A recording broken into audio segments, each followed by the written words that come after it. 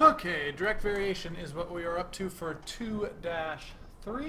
And so what we're going to learn here, we're going to write and interpret direct variation equations. Only one thing going on here. We've got 4 examples to go over. All right, so we'll be able to use this like example 3 to model a dripping faucet. So let's take a look at what direct variation is. A couple vocab words. Direct variation and constant of variation are our 2 vocab phrases that we're going to need to learn. First one coming our way, direct variation. So direct variation is any time, so the definition here is an equation of the form y equals kx. Let me get my pen here so I can highlight. Y equals kx is our equation for direct variation. All right, and k has to be constant. All right, so when x and y are variables, then k is your constant. We call that the constant of variation. So that's kind of the math phrase. Here's what it's really saying. Direct variation is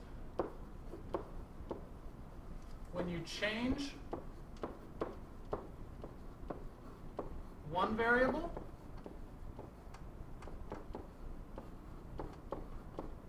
your other variable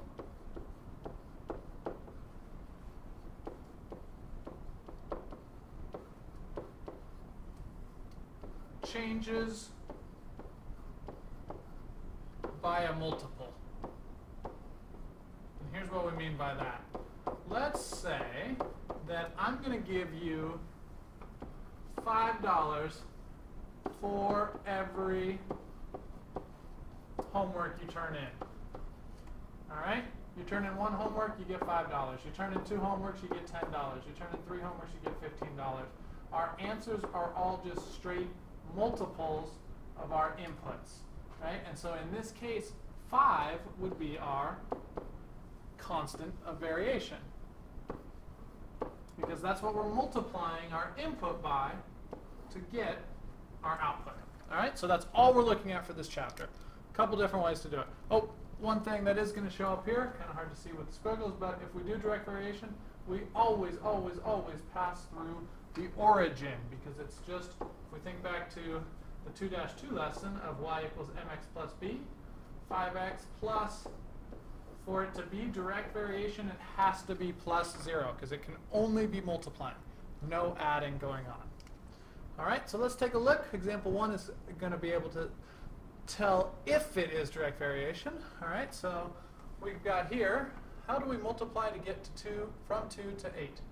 Right? We would multiply by 4. How do we multiply from 3 to 12? Times 4. 5 times 4 gets 20. Yep, our multiplier here is all the same. It doesn't ask us to do this, but we could say y equals 4x, because that's what we're doing. But this is a, yes, it is direct variation. I'm sorry, I didn't read the second sentence. It absolutely asks us to write this equation. Y equals 4x, and 4 is our constant of variation.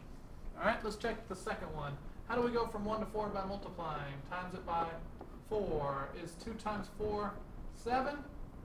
Nope, we're going to stop right there and say no, because we only want to find the equation if we do have direct variation. All right, so see if you can make heads or tails of understanding check number 1. All right, so now we'll go the other way, identifying direct variation from an equation. So the key on this is to get it into slope-intercept form, get y by itself. First one, divided by 3, y equals 2/3 x. We've got a slope. Do we have plus 0? Yep, so this is direct variation. As long as the only addition we have is a 0, right? Can't add by anything else. This one's already set up. I see addition right there. I'm going to say immediately, no, this is not direct variation.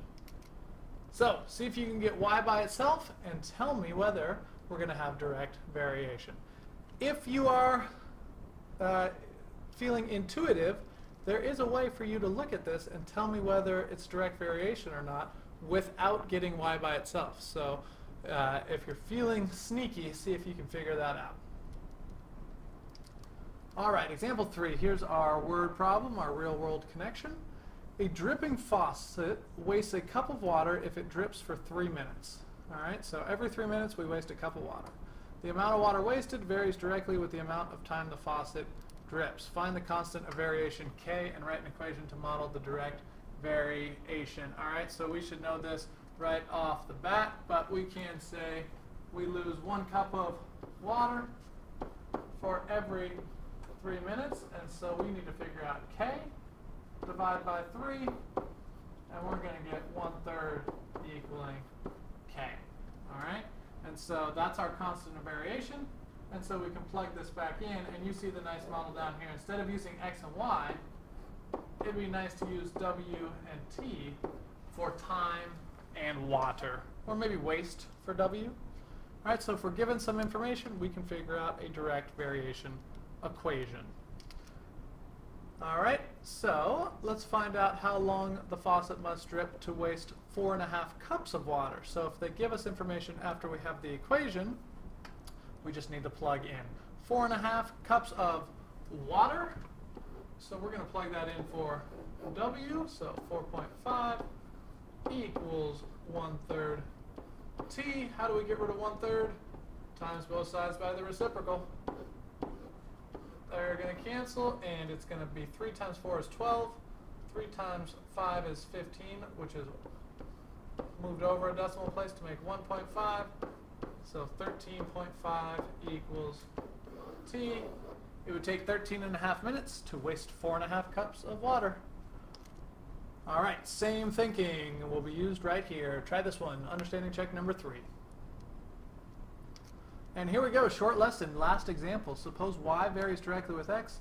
X is 27, y is negative 51. Find x when y equals negative 17. All right, so essentially, we got a t-table going here. X is 27, y turns into negative 51. We need to figure out what x is if y equals negative 17. All right, so we know this is direct variation. Tells us it right there, varies directly. So we go to our direct variation equation, y equals kx. Let's plug in the known pair, right? So y is negative 51 equals k, x is 27, divide by 27, divide by 27, and does that come out evenly? No, but these are all multiples of 3, so divide by 3 we get 9, divide by 3 we get 17. Yep, that's correct. And so we've got negative 17 over 3 equals k. And so we can write an equation. Y equals negative 17/3 x. And so now, if we plug in our y value for y, we can figure out our new x value. So negative 17 equals negative 17/3 x. How do we get rid of a fraction? Let's multiply by the reciprocal. And look at how nice that is. The 17s are going to cancel for us. They made this problem nice and pretty for us. Negative times a negative is a positive. Don't forget about that. 3 matches up with negative 17. All right, so that's exactly the steps you're going to need to solve problem 4 for A, B, C, and D. Knock that out, and you are done for this section. So questions, ask me in class.